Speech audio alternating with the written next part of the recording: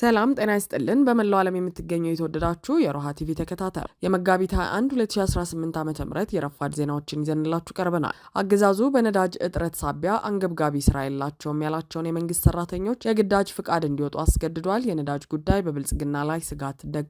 ትሰሙታላችሁ። ፋኖ በናዝሬትና ሞጆ አቅራቢያ በኦሮሚያ ልዩ ኃይል ላይ እርምጃ ሲወስድ፣ በጎንደር ቀጠና ደግሞ አዛዥ ኮሎኔሉን ደምስሷል። ዝርዝር ያወደ ግንባር መረጃዎችን ይዘናል። የብልጽግናው አገዛዝ ለትግራይ ክልል የመንግስት ሰራተኞች በጀት ለቋል በሚል የሚያሰራጩትን መረጃ የታደሰ ወረዳ አስተዳደር አስተባብሏል። በስፋት ዳሰነዋል። አሜሪካ እግረኛ ወታደሮቿን ወደ ኢራን ልታስገባ መሆኑ ሲነገር፣ ኢራን በበኩሏ የአሜሪካ ወታደሮች ምድሬን እስኪረግጡ ጓጉቻለሁ ብላለች። ውድ አድማጭ ተመልካቾቻችን አብራችሁ ልትቆዩ ከፈቀዳችሁ እነዚህ መረጃዎች በዝርዝር የምናሰማችሁ ይሆናል። የሮሃ ቲቪ ወቅታዊና ሀቀኛ መረጃዎች እንዲደርሷችሁ ቻናሉን ሰብስክራይብ፣ ላይክ እና ሼር በማድረግ አሁኑኑ ቤተሰብ ይሁኑ።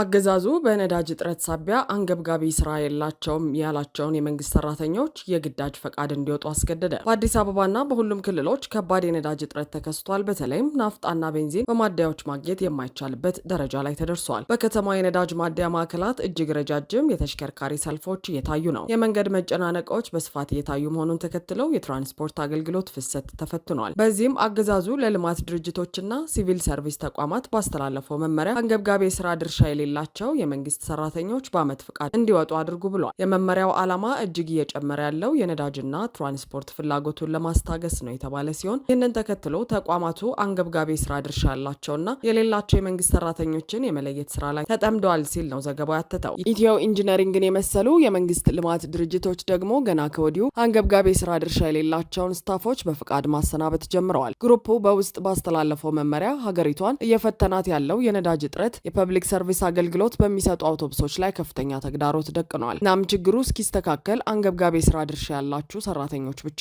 ለሚቀርቧችሁ ጣቢያዎች ሪፖርት አድርጉ፣ ቀሪዎቹ በአመት እረፍት ቤታችሁ ተቀመጡ፣ ሌሎቻችሁ ደግሞ ወደ ቢሮአችሁ ለመግባት መደበኛ ትራንስፖርት ተጠቀሙ ሲል ነው ያስታወቀው። የመካከለኛው ምስራቅ ጦርነትን ተከትሎ በኢትዮጵያ ያለው ወቅታዊ የነዳጅ እጥረት ለሀገሪቱ በእንቅርት ላይ ጆሮ ደግፍ ሆኖበታል። መጀመሪያውኑ የነዳጅን ዋጋ በማናርና ነዳጅን ለዝርፊያ በማመቻቸት ትልቁን ቀውስ የጀመረው ብልጽግና ራሱ እንደሆነ ይታወቃል። አብዛኛው ዜጋ ለንግድና የዕለት ተዕለት እንቅስቃሴው በትራንስፖርት ላይ ጥገኛ በመሆኑ ነዳጅ ሲጠፋ አጠቃላይ የገበያ ስርዓቱ ሽባ ሆኖ ይቆማል። ነጋዴው ወይም ሸማቹ በብዙ መከራ ገበያ ቢደርስ እንኳን አርሶ አደሩ ምርቱን ወደ ገበያ ለማቅረብ ነዳጅና ትራንስፖርት በማጣቱ ገበያው ባዶ ሆኖ የመቅረቱ ጉዳይ ቀጣይ የኢትዮጵያውያን ፈተና ነው። ይህም አርሶ አደሩ ምርቱን በቤቱ እንዲያከማች ስለሚያስገድደው በከተሞች የመሰረታዊ ሸቀጦች አቅርቦት ጠፍቶ ዋጋው በከፍተኛ ሁኔታ እንዲንር እንደሚያደርግም የዘርፉ ምሁራን አስተያየት እየሰጡ ነው። በተለይም የብልጽግናው አገዛዝ ቀጣይ ለሚጀምረው ጦርነት ለመከላከያው በሚል ከፍተኛ መጠን ያለው ነዳጅ ማስቀመጡ፣ በከተሞች ነዳጅ ለኮሪደር ልማት ብቻ ቅድሚያ ይሰጥ ማለቱ፣ ለጫካ ፕሮጀክትና ለመሳሰሉ ብልጽግና ወለድ ብልጭልጭ ፕሮጀክቶች የሚቀርበው ነዳጅ እንዳይቋረጥ ማለቱ ችግሩን እንደሚያባብሰው ታምኗል። ግብርና በፓምፕ ለሚሰሩ አርሶ አደሮች፣ የክፍለ ሀገር የህዝብ ማመላለሻ አሽከርካሪዎች፣ የከተማ የህዝብ አገልግሎት ሰጪ ትራንስፖርቶች፣ የተቋማት ሰርቪሶች፣ ፋብሪካዎችና በኮንስትራክሽንና መሰል ስራዎች ላይ የተሰማሩ ሰዎች ገና ካሁኑ እጅግ እየተፈተኑ ነው። በጋምቤላ ክልል 1 ሊትር ነዳጅ በጥቁር ገበያ ከ1400 ብር ሲገባ በቤንሻንጉል ጉሙዝ ክልል ደግሞ 1200 ብር እየተሸጠ ነው። በአማራ ክልል አንዳንድ አካባቢዎችም እስከ 900 ብር 1 ሊትር ነዳጅ እንደሚሸጥ ለማረጋገጥ ችለናል። ሆኖም በዚህ አስቸጋሪ ወቅት በቅርቡ እንኳን እንደ ኢትዮ ቴሌኮም ያሉ ተቋማት የታሪፍ ጭማሪ ማድረጋቸው፣ የጣራና የግድግዳ ግብር መጨመሩ፣ የመንግስት ተቋማት ከፍተኛ ዘረፋ ላይ መሰማራታቸው ሲታይ ብልጽግና የራሱን መታነቂያ ገመድ እያጠበቀ መሆኑን ያሳያል። አገዛዙ ህዝቡ በነዳጅ እጥረትና በዋጋ ግሽበት እየተጠበሰ ባለበት ወቅት ዋጋ መጨመር ዘረፋን በማጧጣፍ ዜጎችን ይበልጥ እያሰቃየ ነው። እነዚህ የብልጽግና አካሄዶች ህዝባዊ ቁጣው ወደ አደባባይ እንዲወጣና ረሃብ ከሚበላኝ ጥይት ይብላኝ የሚለውን በሳል አባባል ሊተገብረው ይችላል የሚለው ስጋት ተቀምጧል።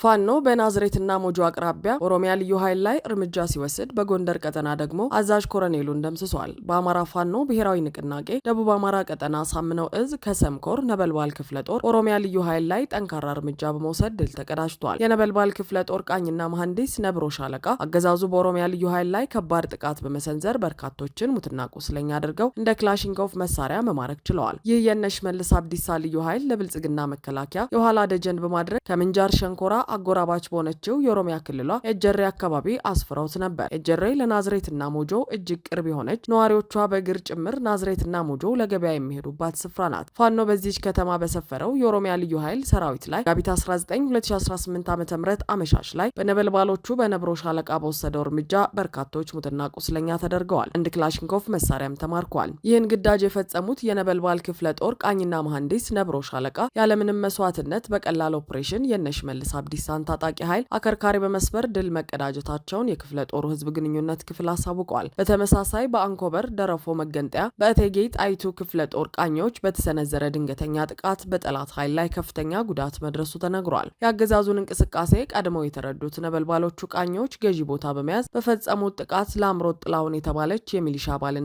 ጠርናፊን ጨምሮ 10 ባንዳዎች ሲገደሉ በርካቶች ደግሞ ቆስለው በተሽከርካሪ ተጭነው ወደ አንኮበር መወሰዳቸው ተነግሯል። በጥቃቱ የተደናገጠውና ተጨማሪ ኃይል ይዞ ወደ ስፍራው የተንቀሳቀሰው የአገዛዙ ኃይል ወደ ደረፎ መገንጠያ መግባት ሳይችል እሱም የፋኖ አፈሙዝ ሰለባ ሆኖ ከባድ ኪሳራን ተከናንበዋል። በሌላ በኩል በምስራቅ አማራ ቀጠና እስታይሽ ከተማ ዙሪያ በተደረገ ተጋድሎ በርካታ የብልጽግና ወታደሮች ተደምስሰዋል። በውጊያው ከተገደሉት በተጨማሪ 3 አምቡላንስ ሙሉ ቁስለኛ ወታደር ለሕክምና ወደ እስታይሽ ጤና ጣቢያ መወሰዱ ታውቋል። ውጊያው በፋኖ ድል አድራጊነት መጠናቀቁን ተከትሎ ከሞት ተርፈው ወደ ካምፓቸው ከገቡት ወታደሮች መካከል በፋኖ ወጥመድ አስገብታችሁ አስመትታችሁናል ባሉ ወታደሮችና ወታደራዊ አዛዦቻቸው መካከል የእርስ በርስ ግጭት ተቀስቅሶ ከባድ ሰብአዊና ቁሳዊ ውድመት መድረሱ ተሰምተዋል። እንዲሁም ለምርጫ ጣቢያ ዘብነት በቆመ የመከላከያ ሰራዊት ላይ በሚኒሊክ እዝ 106ኛ ኮር 22ኛ ክፍለ ጦር በተወሰደ እርምጃ ድል ተገኝቷል። መጋቢት 22 2018 ዓ.ም ከፍላቂትና ከጋሸና ተሰባስቦ ወደ 22ኛ ክፍለ ጦር የተንቀሳቀሰው የብልጽግና ሰራዊት ከጧቱ 2 ሰዓት ተኩል እስከ ቀኑ 9 ሰዓት ድረስ ከባድ ትንቅንቅ ሲደረግ ውሏል። በመሆኑም በክንዱ አሻግሬ ሻለቃ ፊት አውራሪነት ተለብልቦ ተመልሷል። አገዛዙ ለአንድ ወር ተጨንቆና ተጠቦ የሰራው ኦፕሬሽን በአንድ ሻለቃ ሲጨፈጨፍ ውሎ አዳሩን በጋሸና እንዲመሽግ ተደርጓል። 106ኛ ኮር በዛሬው ዕለት በ3 ወረዳዎች ላይ የብልጽግናን ሰራዊት ሲመቱት የዋሉ ሲሆን ከመቄት እስከ ዳውንት ከዳውንት እስከ ጋዞ ከፍተኛ ድል ተገኝቷል። ይህ በእንዲህ እንዳለ በትናንትናው ዕለት ከዳንሻ በመነሳት በማዕከላዊ አርማጭሆ ያለውን የወገን ኃይል ለማጥቃት የተንቀሳቀሰውን የጠላት ሰራዊት አፋብን በላይ እዝ ደጃዝማች 4ኛ ኮር ከባድ ምት ያሳረፈበት መሆኑ ይታወቃል። ይህንን ሰራዊት ከመሩት ከፍተኛ መኮንኖች መካከል የመከላከያ ሰራዊቱ 53ኛ ክፍለ ጦር ዋና አዛዥ ኮሎኔል በቀለ ፈይሳ በዚህ ውጊያ መገደሉ ተረጋግጧል። የብልጽግናው አገዛዝ ለትግራይ ክልል የመንግስት ሰራተኞች በጀት ለቋል በሚል የሚሰራጩትን መረጃዎች የታደሰ ወረዳ አስተዳደር አስተባበለ። የትግራይ ክልል ጊዜያዊ አስተዳደር ኮሚኒኬሽን ቢሮ ዛሬ ባወጣው መግለጫ ስለ ክልሉ በጀት የሚሰራጨው መረጃ የተሳሳተ በመሆኑ መታረም እንዳለበት አሳስቧል። በመግለጫው በአሁኑ ወቅት በተለያዩ ማህበራዊና ዲጂታል ሚዲያዎች ለትግራይ ክልል የመንግስት ሰራተኞች የሚውል በጀት ከፌዴራል መንግስት መላኩን የሚገልጸው መረጃ መሰረተ ቢስና ሙሉ በሙሉ የተሳሳተ ነው በማለት የጀመረው ቢሮው ይህም ህዝብን ለማሳሳት የታለመ መሆኑን ገልጿል። ሲቀጥል ትግራይ ፋይናንስና ሀብት ማሰባሰብ ቢሮ በተገኘ መረጃ መሰረት እስካሁን ድረስ ከፌዴራል መንግስት ለደሞዝ በሚል የተላከ በጀት የለም። እንደዚህ አይነት የሐሰት ወሬዎች የሚሰራጩት በትግራይ መንግስትና በህዝቡ በተለይም በመንግስት ሰራተኛው መካከል ጥላቻና ለመተማመንን ለመፍጠር ነው ብሏል። ጨምሮም በፕሪቶሪያ ስምምነት መሰረት ተግባራዊ መሆን የነበረባቸው ዋና ዋና ጉዳዮች ማለትም የትግራይን የግዛት አንድነትና የተፈናቀሉ ሰዎችን ማስመለስ እንዲሁም የመልሶ ግንባታ ስራዎች አለመከናወናቸውን ጠቅሶ ከዚህም በላይ የብልጽግናው መንግስት ነዳጅ፣ ሸቀጦችንና ሌላ አስፈላጊ አቅርቦቶችን እንዳገዳ አስረድቷል። በመሆኑም የመንግስት ሰራተኞች በዚህ ሐሰተኛ ወሬ ግራ መጋባት የለባቸውም ያለው መግለጫው ይህ ውስብስብ ችግር በዘላቂነት እስከሚቀረፍ ድረስ መንግስት የጀመረውን ራስን የመቻል ዘመቻ አጠናክሮ እንዲቀጥል ጥሪ አቅርበዋል። ይህን የበጀት ተለቋል መረጃ ሲያሰራጩ የነበሩ በነጌታቸው ረዳ በኩል ያሉ አክቲቪስቶች መሆናቸው ይታወቃል። ከዚሁ ጋር በተያያዘ በአብይ አህመድ የተሰጣቸው የስልጣን ጊዜ እያለቀ የመጣው የሌተናል ጀነራል ታደሰ ወረደ ጉዳይ አነጋጋሪ ሆኗል። ሌተናል ጀነራሉ ከቀናት በኋላ የሚያበቃውን የስልጣን ጊዜያቸውን በሚመለከትም የተለያዩ መረጃዎች እየወጡ ነው። ከነዚህም መካከል እዛው በክልል ውስጥ ያሉት የህወሓትና የትግራይ ጦር ኃይሎች አመራሮች በአቶ አማኑኤል አሰፋ ሊተኳቸው ነው የሚል መረጃ ሲወጣ ተስተውሏል። ሆኖም ይህን መረጃ አቶ አማኑኤል አሰፋና መረጃውን ያሰራጩት አካላት ጭምር ዳግም አስተባብለውታል። በሌላ በኩል ደግሞ በነጻድቃን ገብረትንሳኤ የሚመራው ቡድን የክልሉን ጊዜያዊ አስተዳደር እንረከባለን በሚል እየዛተ ነው። ስለሆነም እነ ጀነራል ጻድቃን የጀነራል ታደሰ ወረደ የስልጣን ዘመን ሲያበቃ እንዳሉ ትግራይን ለመቆጣጠር ካሰቡ የብልጽግናና የህወሓት ጦርነት በይፋ የሚጀመር እንደሆነ ይታመናል።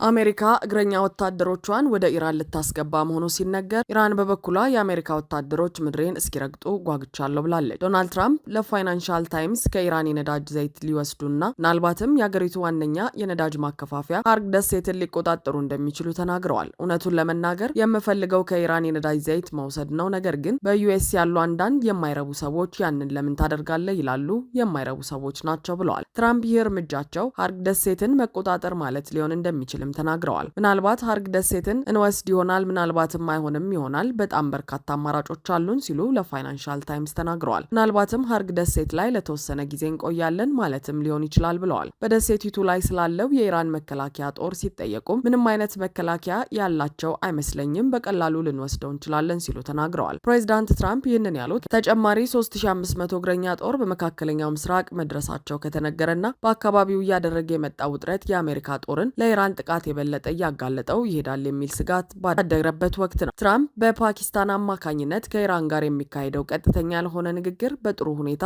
እየሄደ መሆኑን ተናግረዋል። ነገር ግን የተኩስ አቁም ስምምነት በቅርቡ ይደረስ እንደሆነ ከመናገር ተቆጥበዋል። ከስምምነት ላይ በፍጥነት ሊደረስ ይችል ይሆናል ብለዋል። በተያያዘ መረጃ ዶናልድ ትራምፕ በቅርቡ ኤርፎርስ ዋን ላይ ሆነው በሰጡት ቃለ ምልልስ ወቅቱ በኢራን የስርዓት ለውጥ ለማምጣት የነበራቸውን ፍላጎት አሳክቻለሁ ብለው እንደሚያምኑ ተናግረዋል። ባለፈው ሳምንት በተመሳሳይ ፎክስ ኒውስ የስርዓት ለውጥ አድርገናል ማለት ትችላለህ፣ ምክንያቱም ሁሉም ተገድለዋል ብለው ነበር። አውሮፕላናቸው ላይ እየተሳፈሩ ለጋዜጠኞች ለቀረበላቸው ጥያቄ መልስ የሰጡት ትራምፕ በሚገባ ካየኸው ግን የስርዓት ለውጥ አድርገናል ያለው ስርዓት ተመቷል፣ ወድሟል፣ ሁሉም ሞተዋል፣ ጣዩ ስርዓትም አብዛኛው ሞተዋል። ሶስተኛው ስርዓት ከዚህ በፊት እናነጋግራቸው ከነበሩት በተለየ ከተለያዩ ሰዎች ጋር ነው እየተወያየን ያለነው፣ እጅጉን የተለየ ቡድን ነው። ስለዚህ ያንን የስርዓት ለውጥ አድርጌ እወስዷለሁ። እውነቱን ለመናገር በጣም ምክንያታዊ ናቸው ሲሉ ተደምጠዋል። ስለዚህ የስርዓት ለውጥ ያለ ይመስለኛል፣ ከዚያ የበለጠ ማድረግ አትችልም ሲሉ ሀሳባቸውን አጠናክረዋል። ትራምፕ ለአንድ ወር በዘለቀው ጦርነት ውስጥ በርካታ የኢራን ከፍተኛ ባለስልጣናት መገደላቸውን በመጥቀስም የነበረው ስርዓት በጣም መጥፎ ነበር፣ ፍጹም ጨካኝ፣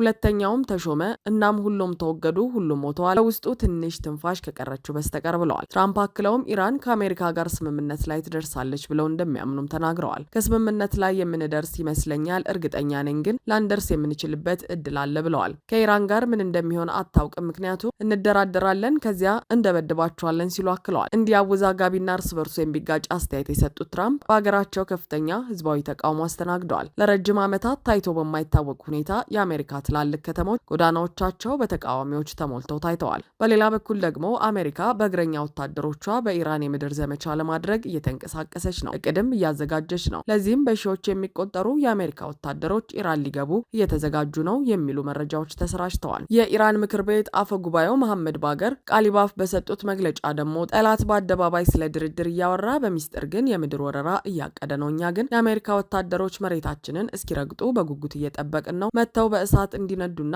እንዲቃጠሉ እናደርጋቸዋለን ሲሉ ዝተዋል። ይህንን ተከትሎ የነዳጅ ዋጋ ጨምሯል። የአንድ በርሜል የብሬንት ድፍድፍ ነዳጅ ዋጋ $115.7 ገብቷል። ሁኔታዎች በዚህ ከቀጠሉና እስከ ሰኔ የሚቀየር ነገር ከሌለ አንድ በርሜል ብሬንት ድፍድፍ ነዳጅ $200 ሊደርስ እንደሚችል የዘርፉ ባለሙያዎች ገልጸዋል። አድማጭ ተመልካቾቻችን የሰዓቱ የሮሃ ቲቪ ዜናዎች የተከታተላችኋቸውን ይመስሉ ነበር። አብራችሁን ስለነበራችሁ ከልብ እናመሰግናለን። ሰላም።